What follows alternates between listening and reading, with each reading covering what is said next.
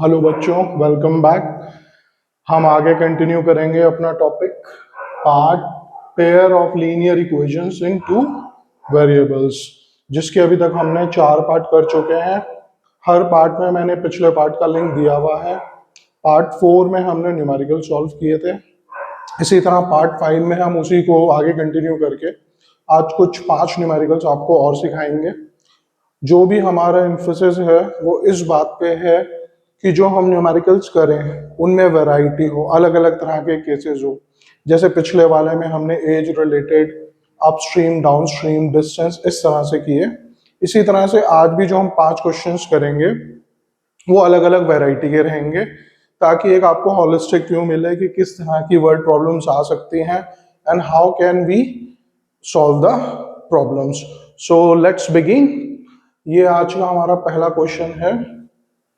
Question है, Meena went to a bank to withdraw ₹2000. She asked the cashier to give ₹50 and 100 notes. तो मीना 2000 रुपए लेने bank में गई और उसने रिक्वेस्ट करी कैशियर से कि आप मुझे केवल 50 और 100 रुपीज डिनोमिनेशन के नोट ही दीजिए। Meena got 25 notes and all. तो कैशियर साहब ने उसको 25 नोट टोटल दे दिए। उसमें कुछ 50 के होंगे और कुछ 100 के होंगे। Find how many notes of ₹50 and 100 she receive. यही हमारा आज का क्वेश्चन है कि 50 रुपए के नोट कितने मिले एंड 100 रुपए के नोट कितने मिले। तो हम इसमें ले लेते हैं सॉल्यूशन में, late number of notes of ₹50 denomination received by Meena. जो मीना को नंबर ऑफ नोट्स 50 रुपए के मिले वो x मिले। एंड इसी तरह let number of notes of ₹100 denomination received by Meena be y. तो x नोट 50 के मिले, y नोट 100 को मिले। अब जो हमें डेटा दिया है उसमें देखिए वो लिखता है कि Meena got 25 notes and all, मतलब जितने भी 50 के नोट मिले और जितने भी 100 के नोट मिले उन दोनों का टोटल क्या है 25। तो x नोट मिले हैं 50 के, y नोट मिले हैं 100 रुपए के। तो इट इम्प्लाइज दैट, अब यहाँ पे हमने क्या बोला, Meena got 25 notes in all. तो इट इम्प्लाइज दैट 50 रुपए के जितने नोट मिले, 100 रुपए के जितने नोट मिले, उन दोनों का टोटल कितना है 25। सो now this becomes our linear equation and this is our equation number 1। This is equation number 1। साथ ही साथ वो बोलता है वो कितने पैसे लेने गई थी, 2000 रुपए। तो जाहिर सी बात है जो भी नोट उसे जिस भी नंबर्स में मिले हों, टोटल पैसा कितना मिला होगा 2000 रुपीज। अब इसके हिसाब से amount received by Meena is ₹2000। अब अमाउंट रिसीव्ड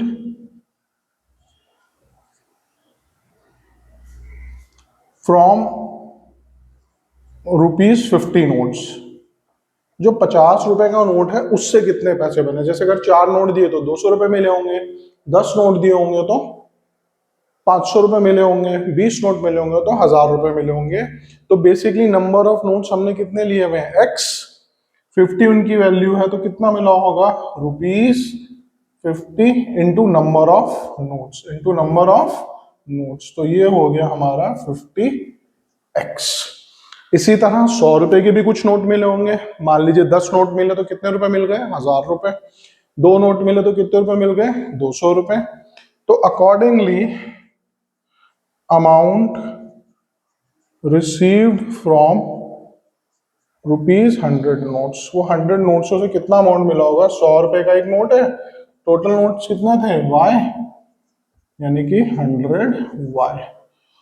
तो जितने पैसे उसके 50 रुपए से बने और जितने 100 रुपए से बने, दोनों का मतलब, इसका मतलब हो गया दोनों का टोटल क्या होगा, 2000 रुपए, क्योंकि 2000 रुपए लेने गई थी। 50 को कॉमन ले लेंगे तो equation become x plus 2y is equal to 40. So now this becomes our equation number 2. This becomes our equation number 2. अब इसको सॉल्व करने के आप पे सारे तरीके हैं।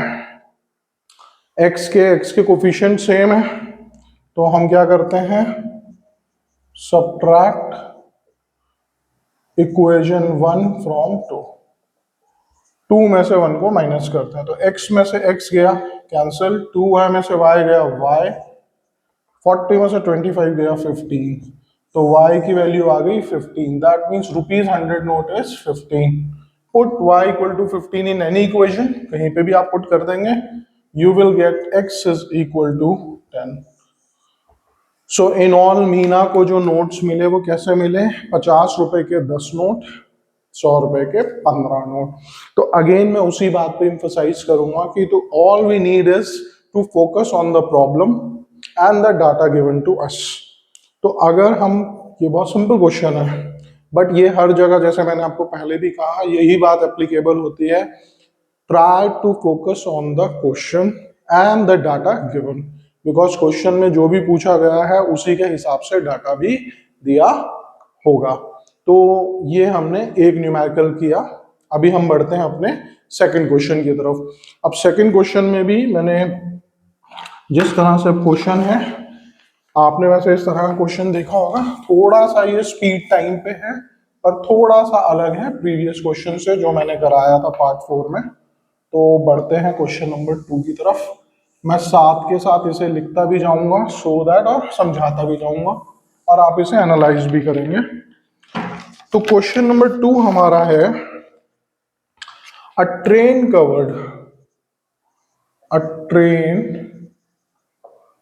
कवर्ड a certain distance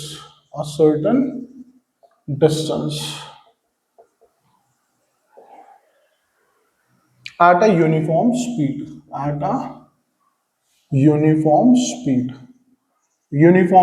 के मतलब, जैसे हम रोड पे जाते हैं, एरोप्लेन से जाते हैं, ट्रेन से जाते हैं, बस से जाते हैं, तो कभी स्पीड ज्यादा होती है, कभी कम होती है, कभी हॉल्ट हो जाती है, कभी ब्रेक लगाने पड़ते हैं. तो स्पीड नॉन यूनिफॉर्म रहती है, बदलती रहती है.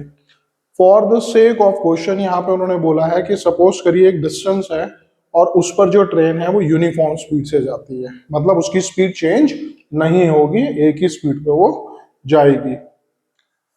A train covered a certain distance at a uniform speed. If the train, अब वो आपको कंडीशन दे रहा है, would have been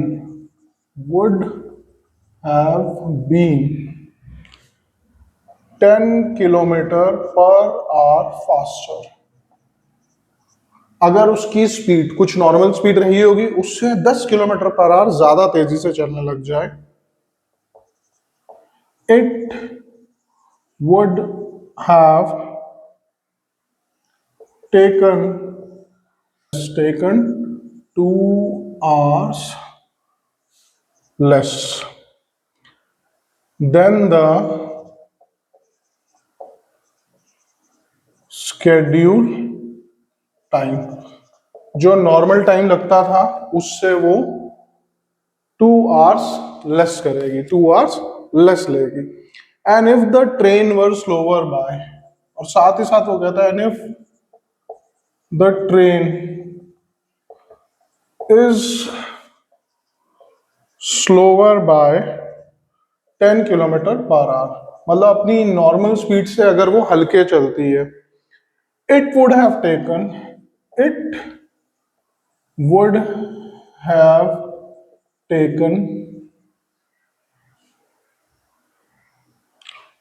3 hours more than the scheduled time. जो भी टाइम उसे लग रहा था उससे वो 3 घंटे ज्यादा लेगी. Find the distance covered by the train. Find the distance covered by train, train ने कितनी दूरी तय करी, ये हमारा क्वेश्चन है, ये हमारा क्वेश्चन है। तो एक बार क्वेश्चन देख लीजिए, ट्रेन कुछ डिस्टेंस कवर करती है तो किसी स्पीड पे करती होगी और कुछ टाइम लेती होगी। अब वो कह रहा है कि अगर तो वो अपनी स्पीड बढ़ा दे बाय 10 किलोमीटर पर आवर तो वो 2 घंटे कम समय लेगी उसी दूरी को तय करने के लिए, और अगर वो स्पीड को 10 किलोमीटर पर आवर कम कर दे तो वो ज्यादा टाइम लेगी। जाहिर सी बात है, शेड्यूल टाइम से 3 घंटे ज्यादा लगेगी। तो find the distance covered, find the distance covered. अब आप देखिए, सपोज करिए वो पॉइंट ए से चलती है और बी पे जाती है, तो ये तो हो गया हमारा distance. Let distance covered by train be A B, A B उसका टाइम हो गया। अब उसने हमसे डिस्टेंस ही पूछा, हमें ए बी की वैल्यू ही पता करनी है। अब हम मान लेते हैं साथ साथ, let speed of train be x kilometre per hour and time taken to cover A B. Normally, normally मतलब नॉर्मली जब वो नॉर्मल स्पीड में चलता, is y hour, is y hours. अब मैंने आपको जैसे बताया था, चूंकि जो हमें डाटा में वैल्यूज दी हैं उनकी यूनिट्स किलोमीटर पर आवर में है, तो वैसे ही अपने जो वेरिएबल्स मानेंगे उनकी भी यूनिट्स हम उन्हीं यूनिट्स में लेंगे।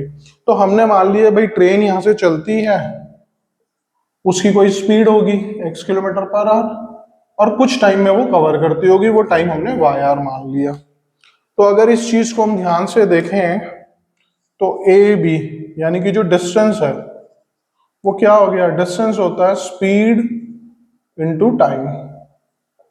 तो स्पीड हमारी x है, टाइम हमारा y है, तो ये हो गया एक्स वाई। ये बिल्कुल ध्यान रखिएगा। तो अगर ट्रेन की speed uniform speed, normal speed x kilometre per our है और वो टाइम y आर लेती है, तो डिस्टेंस कितना हो गया बच्चों, एक्स वाई। क्या हो गया, एक्स वाई। अब आते हैं केसेस पे जो उन्होंने हमें दिए हैं। अब केस नंबर 1, केस नंबर में वो कहता है कि if the speed is 10 kilometre per our faster, 10 kilometre per our faster. तो केस 1 में स्पीड क्या हो गई, नॉर्मल स्पीड क्या थी, x किलोमीटर पर आवर। वो कह रहा है कि अगर स्पीड 10 किलोमीटर पर आवर बढ़ा दी जाए, यानी कि जो हमने स्पीड ली है वो 10 किलोमीटर पर आवर बढ़ जाए, तो वो कह रहा है it would have taken 2 our less, it would have taken 2 our less. तो वो कह रहा है जो टाइम लगेगा वो क्या आ जाएगा, y लगता था 2 घंटे कम लगेगा, 2 घंटे कम लगेगा। अब आप देखो बच्चों कि जो डिस्टेंस है वो क्या है, फॉर्मूला स्पीड इनटू टाइम। तो वो हो गया x plus 10 multiply by y minus 2 इस केस में। तो ये आया हमारा x y minus 2x plus 10y minus 20। अब चाहे ट्रेन तेज चली हो या स्लो चली हो, चाहे देर में पहुंची हो चाहे जल्दी में पहुंची हो, डिस्टेंस उसने क्या ट्रेवल्ड किया है, ए टू बी। अब ए टू बी डिस्टेंस मतलब ये डिस्टेंस भी जो आया वो क्या है, ए बी ही है, क्योंकि ये ए से बी ही तो गई, चाहे उसने स्पीड बढ़ा ली टाइम कम कर लिया। अब हमने ऊपर जैसे पहले ही लिखा था कि डिस्टेंस क्या है, एक्स वाई, तो इसका मतलब ए बी की वैल्यू एक्स वाई थी, will be equal to x y minus 2x plus 10y minus 20। X y cancel हो जाएगा, ये हमारी इक्वेशन आगे बन जाएगी 2x minus 10y is equal to minus 20, x minus 5y is equal to minus 10। तो ये बच्चों हमारी इक्वेशन नंबर 1 तैयार हो गई, ये हमारी इक्वेशन नंबर 1 तैयार हो गई। यहां तक आपको समझ आ गया होगा। तो उसने क्या कहा, ट्रेन की एक speed x kilometre per our है, उसे कुछ टाइम लगता है, तो ए बी जो डिस्टेंस है वो क्या होता है, स्पीड इनटू टाइम, वो क्या होता है, स्पीड इनटू टाइम। तो ए बी की वैल्यू क्या आ गई, एक्स वाई। अब उसने हमें एक केस दिया कि स्पीड को अगर मैं 10 किलोमीटर पर आवर बढ़ा देता हूँ और टाइम को अगर मैं 2 आवर कम, तो तब टाइम कितना लगेगा, 2 आवर कम लगेगा। यानी स्पीड ये, टाइम ये। तो डिस्टेंस का फॉर्मूला क्या होता है, स्पीड इनटू टाइम। अब डिस्टेंस तो वही रहने वाला है क्योंकि ट्रेन तो वहीं से वहीं तक जा रही है। वो एक्स वाई था, हमने एक्स वाई पुट करा, इन दोनों को मल्टीप्लाई करके हमारी इक्वेशन बन गई। अब हम बढ़ते हैं केस नंबर 2 पे। केस नंबर 2 पे, होप यहां तक आपको समझ आ गया होगा। अब केस नंबर 2 पे जब हम बढ़ते हैं तो केस नंबर 2 पे वो क्या कहता है, वो कहता है कि अगर उसकी स्पीड नॉर्मल से 10 किलोमीटर पर आवर कम हो जाती, केस नंबर 2 में, and if the train is slower by 10 kilometre per hour, तो time would have taken 3 hour more, उसे 3 घंटे ज्यादा लगते। तो नॉर्मल टाइम लग रहा था y, अब टाइम लगता y+3। अब अगेन डिस्टेंस यानी कि ए बी, क्योंकि गया तो वो ऐसे बी है ट्रेन, वो क्या हो जाएगा, स्पीड इनटू टाइम। अब ए बी की वैल्यू पहले ही एक्स वाई आई हुई है, तो x y will be equal to x-10 multiply by y+3। तो ये हो गया x y equal to x y+3 x-10 y-30। X y cancel हो जाएगा, ये हमारी इक्वेशन बन जाएगी -3x+10y इज इक्वल टू -30। ये हमारी इक्वेशन बन गई। तो अब बच्चों हमारे पास कितनी इक्वेशन आ गई, 2 लीनियर इक्वेशंस हमारे पास बन गई दोनों केसेस से। अब ये दोनों लीनियर इक्वेशन सॉल्व करना कोई मुश्किल काम नहीं है। इन दोनों को अगर हमें सॉल्व करना है, इक्वेट कर देंगे हम, तो हम यहाँ पे क्या करेंगे, मल्टीप्लाई इक्वेशन 1/3। तो इक्वेशन 1 क्या बन जाएगी, 3x-15y इज इक्वल टू -30। ये हमारी इक्वेशन बन गई 3, ये हमारी इक्वेशन बन गई 3।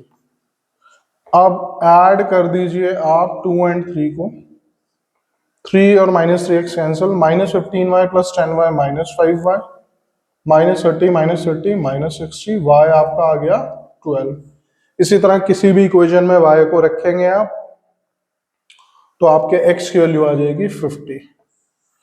तो y क्या था हमारा, अब डिस्टेंस हमारा क्या है, स्पीड इनटू टाइम। तो स्पीड आ गई 50 किलोमीटर पर आवर, टाइम लग रहा है नॉर्मल कोर्स में ये, तो डिस्टेंस हमारा क्या आ गया बच्चों, x into y, 600 kilometre, 600 kilometre. तो आपने देखा ये हमारी दूसरी प्रॉब्लम थी, पहली प्रॉब्लम से अलग थी। पहली प्रॉब्लम हमारी मनी के ऊपर थी कि किस तरह के डिनोमिनेशन और नोट्स है उनको कैसे करना है। इसमें हमारा एक ट्रेन का एग्जाम्पल था, एक डिस्टेंस की बात थी। तो यहाँ पे हमारा फॉर्मूला स्पीड इनटू टाइम का आया, that convert into linear equations, और फिर हमने उसे सॉल्व कर लिया। अब चलिए बढ़ते हैं क्वेश्चन नंबर 3 की तरफ।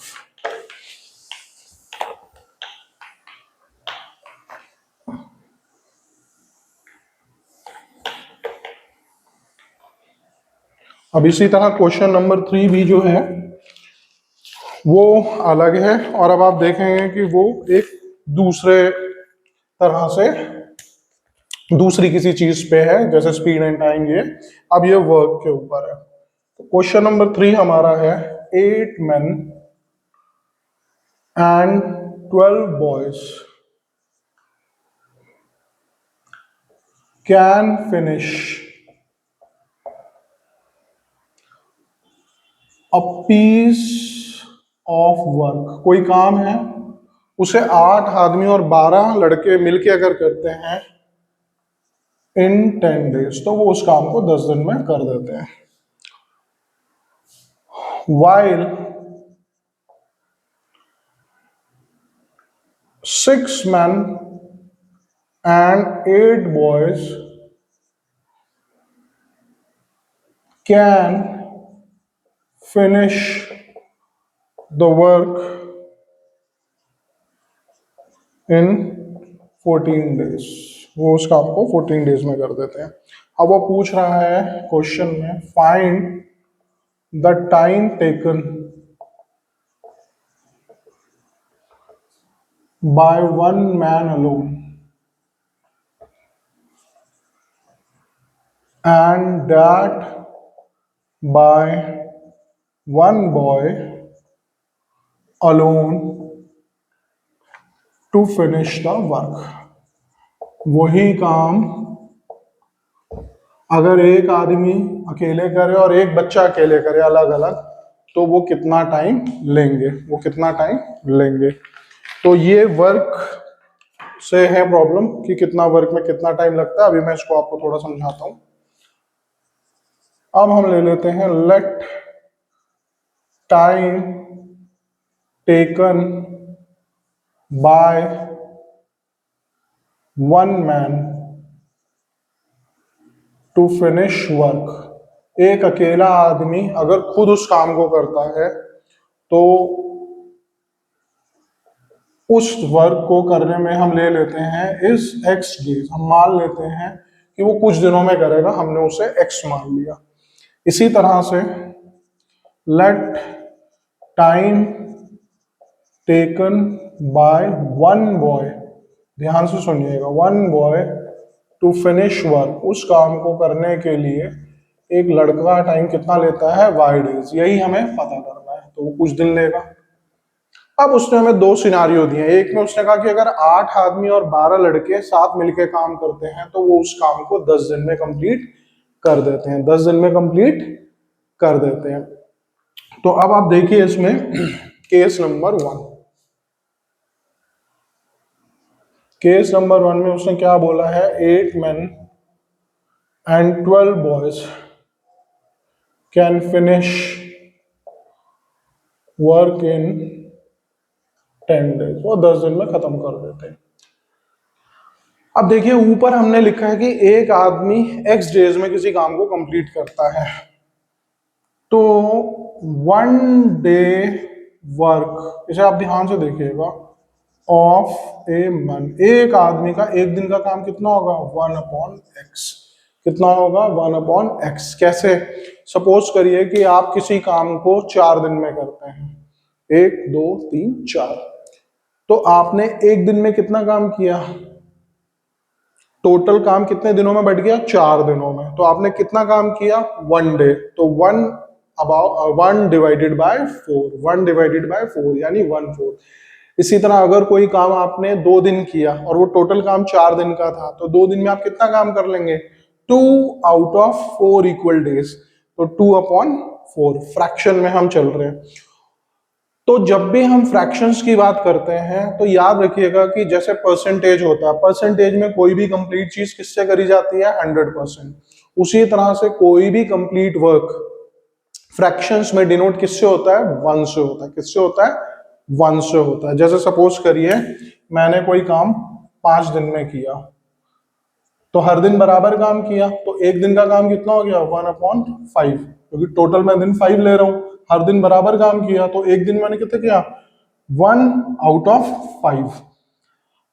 पूरे 5 दिन में कितना काम किया, 5 days out of whole 5 days, तो क्या आ गया, 1। इसलिए फ्रैक्शंस में जो टोटल वर्क डन होता है that is represented by 1। 1 is the complete work.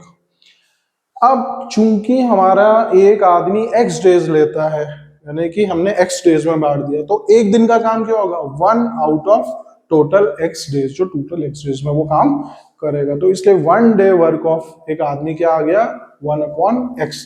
यहां मैं इस बात पे जानबूझ के ज्यादा एम्फेसाइज कर रहा हूं ताकि आपके कंसेप्ट क्लियर हो जाए। इसी तरह 1 day work of a boy, वो हो जाएगा 1/y।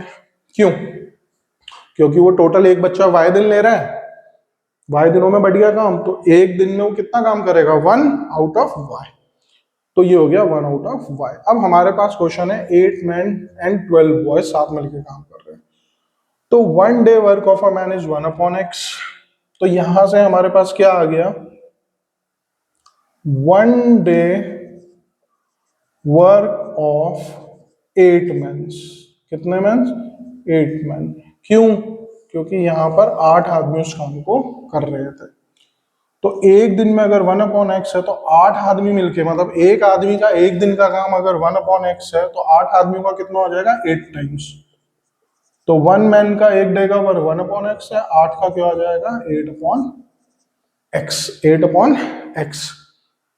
इसी तरह टोटल काम कितने दिन चला, 10 दिन चला, तो इन 8 आदमियों ने कितने दिन काम करा, 10 दिन। तो अब देखिए 10 डे वर्क ऑफ 8 मैन, 8 आदमियों का एक दिन का काम 8/x था, तो 10 दिन का काम क्या हो जाएगा, 10 गुना हो जाएगा, मतलब मल्टीप्लाई। तो ये हो गया 80/x, ये हो गया 80/x। तो ये हमारे पे आ गया 8 आदमियों ने 10 दिन में कितना काम किया होगा, 80/x। इसी तरह इस काम में 12 लड़के भी लगे थे, एक लड़के का एक दिन का काम कितना है 1/y। तो 1 डे वर्क ऑफ 12 बॉयज कितना हो जाएगा, एक दिन का 1/y है तो 12 टाइम्स हो जाएगा, यानी ये हो गया 12/y। इसी तरह उन लड़कों ने भी 10 दिन तक काम किया, क्योंकि काम तो 10 दिन में खत्म हुआ, तो वो 8 आदमी और 12 लड़के 10 दिन तक काम करते रहे। तो 10 डे वर्क ऑफ 12 बॉयज कितना हो जाएगा, जाहिर सी बात है जितना एक दिन में होता है उसका 10 गुना हो जाएगा, तो ये आ गया 120/y।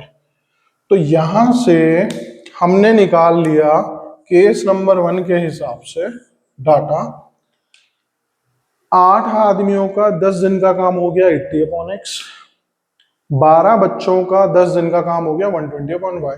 इन दोनों ने मिलकर क्या करा, काम को पूरा करा। इन्होंने इतना काम करा, इन्होंने उतना काम करा, तो इसका मतलब जितना काम 8 आदमियों ने 10 दिन किया और 12 लड़कों ने 10 दिन किया, दोनों से काम कंप्लीट हुआ, तो this will be equal to 1, this will be equal to 1। तो ये हमारी इक्वेशन 1 बन गई। ये 1 क्यों है, क्योंकि फ्रैक्शंस में कंप्लीट वर्क को हम किससे इक्वल करते हैं, 1 से, जो मैंने आपको पहले समझा दिया था। तो आप ये समझ गए होंगे जो मैंने केस नंबर 1 से एक इक्वेशन यहाँ पे तैयार करी। अब इसी तरह केस नंबर 2 पे आते हैं। अब आप केस नंबर 2 को भी ध्यान से देखिएगा। केस नंबर 2 में वो बोलता है कि अगर 6 मैन एंड 8 बॉयज काम करते हैं तो वो उस काम को 14 डेज में फिनिश कर देंगे। तो केस नंबर 2 में उसने बोला कि 6 man and 8 boys can finish work in 14 days, ये काम को 14 दिनों में खत्म कर देंगे। ये इक्वेशन को मैं ऊपर कॉपी लिख देता हूं ताकि समझने में आसानी रहे। ये हमारी इक्वेशन नंबर 1 आ चुकी है पहले वाले केस से, ये हमारी इक्वेशन ऑलरेडी आ चुकी है। ये केस नंबर 1 से हम पे आ गया था। अब ये हमें डाटा दिया है, अगेन हम बिल्कुल उसी तरीके से चलेंगे जैसे हम पहले चले थे। 1 day work of a man, एक आदमी का एक दिन का काम कितना है, एक आदमी एक काम को x डेज में करता है, यानी एक दिन में वो कितना काम करता है, 1 out of total x day 1/x। इसी तरह यहां पर कितने मैन है, 6 मैन, तो 1 डे वर्क ऑफ 6 मैन, वो कितना हो जाएगा, 6 टाइम्स हो जाएगा, जितना एक आदमी करता है उससे 6 गुना हो गया। अब इन लोगों ने मिलके काम कितने दिनों में पूरा किया, 14 डेज, यानी कि ये 6 मैन कितने दिन तक काम करते रहे, 14 डेज तक। तो 14 डेज वर्क ऑफ 6 मैन, वो कितना हो जाएगा, 14 टाइम्स, ये हो गया 84/x, ये हो गया 84/x। इसी तरह बॉयज पे आते हैं। 1 day work of a boy, क्योंकि एक बॉय पूरा काम y डेज में करता है, तो 1 डे का वर्क 1/y हो गया। अब इस केस में टोटल कितने बॉयज थे, 8 बॉयज, तो 1 डे वर्क, एक दिन का काम 8 बॉयज का कितना हो जाएगा, जाहिर सी बात है 8 टाइम्स हो जाएगा, तो ये हो गया 8/y। टोटल कितने बॉयज लगे थे और टोटल कितने डेज काम किया इन्होंने? 14 डेज। भाई इन आदमियों और लड़कों ने मिलकर 14 दिन काम किया, तो 14 डेज वर्क ऑफ 8 बॉयज, वो क्या हो जाएगा बच्चों? 14 टाइम्स हो जाएगा जितना भी इन्होंने काम करा था 8 बॉयज ने एक दिन का। तो ये आ गया 112 अपॉन वाई। अब 14 डेज में जो काम तो करा 6 मेंस ने, और उन्हीं 14 डेज में जो 8 बॉयज ने काम करा, वो दोनों ने मिलके जो काम करा वो क्या हुआ? Complete work. यानी मैन का करा हुआ काम और बॉयज का करा हुआ काम इज इक्वल टू 1, क्योंकि complete work in fraction is represented by 1। तो अब हम पे 2 इक्वेशन तैयार हो गए। इस तरह की इक्वेशन आपने न्यूमेरिकल एक्सरसाइज में भी की होगी, जहां आपको सीधा न्यूमेरिक्स आ जाते होंगे। तो इनको कैसे सॉल्व करते हैं होपफुली आपको आता होगा, मैं फिर भी आपके लिए कर देता हूं।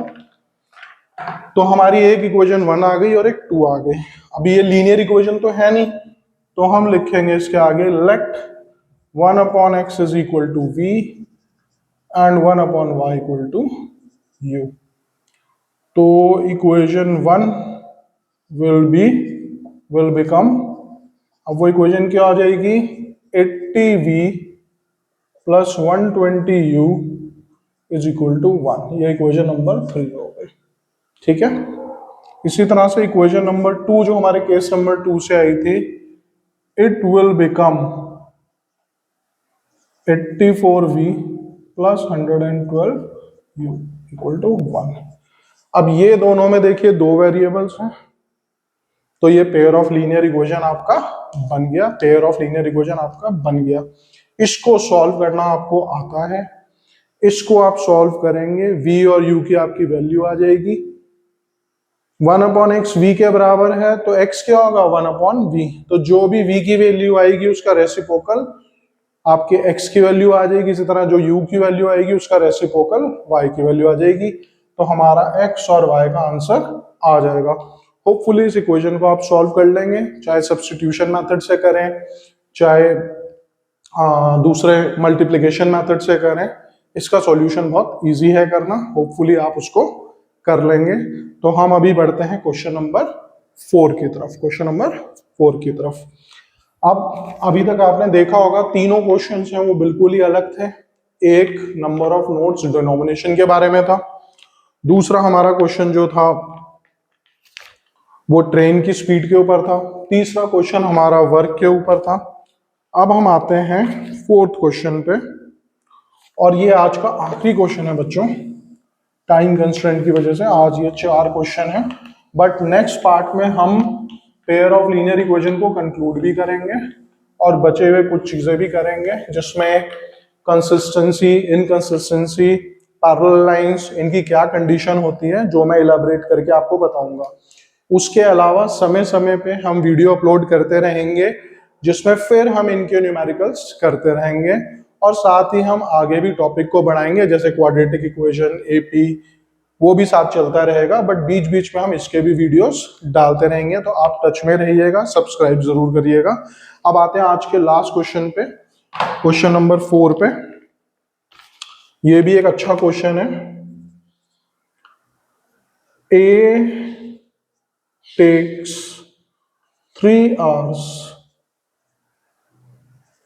more than B to walk a distance of 30 kilometer. But if A doubles his pace, अगर वो अपनी स्पीड को डबल कर ले,